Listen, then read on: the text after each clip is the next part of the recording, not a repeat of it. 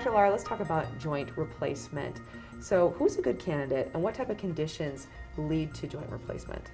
Okay, the best candidates for joint replacement, and speaking specifically of hip and knee arthroplasty or total joint replacement, are patients that have severe arthritis of the hip or the knee, and patients that have severe findings of this on x-ray, have pain every day with every step, and have pain that limit their activities of healthful daily living.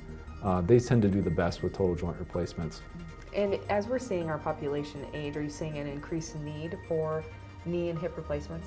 Absolutely. And that's mostly the fact that we have an aging population and a growing population.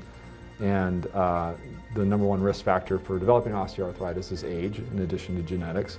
Unfortunately, we also do have an obesity problem, and that can compound both the symptoms and the progression of osteoarthritis. But we're definitely seeing increasing demand, and it's keeping us very busy.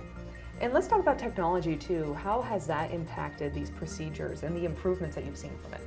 Well, one of the best innovations in total joint replacement that nobody would argue with is that some of the components are much more durable now. This has been around for a while now, but hips that were done 20 years ago or 30 years ago, we were really worried about them wearing out, and they could lead to very complex revision surgeries that have to be done if the hip did wear out. Mm-hmm. I think what's been the best innovations recently is not necessarily very high tech, but the way we take care of our patients in collaborating with other teams, including our anesthesiologists, our nursing and physical therapists at the hospital, and our use of what we call a multimodal pain control regimen, using multiple different medications and anesthetic strategies to reduce post-surgical pain, and avoiding using opioid medications, which we all know have some negative side effects.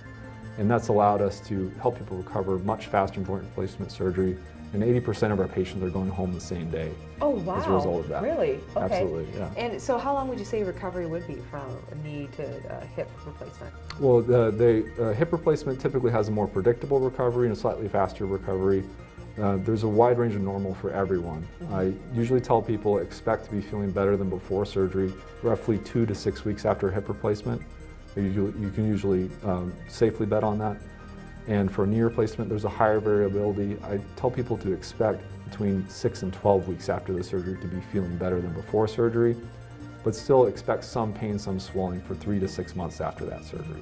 And with the advancements in technology, like you had mentioned, the improvement with material, should people still plan on possibly having a secondary replacement, or is it likely that they won't need one because things have improved? People will still need revision surgeries, and we're seeing a growth of that, but not for parts wearing out. It's for other reasons. Infection is a concern, fracturing around components, developing instability, and problems like that. Those can all require additional surgeries, but surgeries for components wearing out and the problems associated with that are much, much lower. So about 1% of total joints of the hip and knee get revised every year. So it's a small number, but when you add up the hundreds of thousands of procedures that are done every year, we're seeing more and more of it, but usually not for wearing out anymore. And if somebody has knee or hip pain, just joint pain, should they go see their provider, or should they come to a specialist like you? I think either one is a good option. Most primary care physicians are really well trained in identifying, diagnosing, and starting the initial non-operative treatment of hip and knee osteoarthritis. I think it's really important to get a plain x-ray.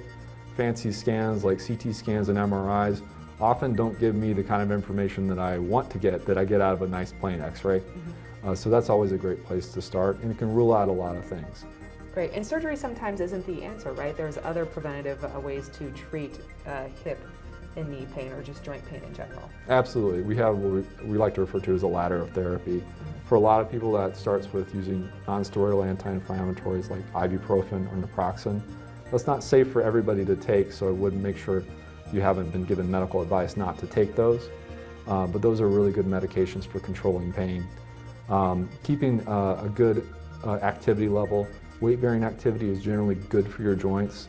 Many people are concerned they'll be doing damage to their joints by keeping up that activity, and I tell them for the most part that's not going to be the case, and it actually can make the joints feel better.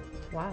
We still do prescribe some physical therapy in certain patients, especially if they have mild hip or knee arthritis, and in some cases we'll consider injections and bracing or the use of gait aids if needed. And all those are things that we try before we try surgery too. Already gave some great advice, but if people want to learn more about options for them, what do they do? We have a website that they can visit, and there's a lot of good information, and you can make an appointment with us, or we can help you get connected with a primary care physician. Great, thank you so much. All right, thank you.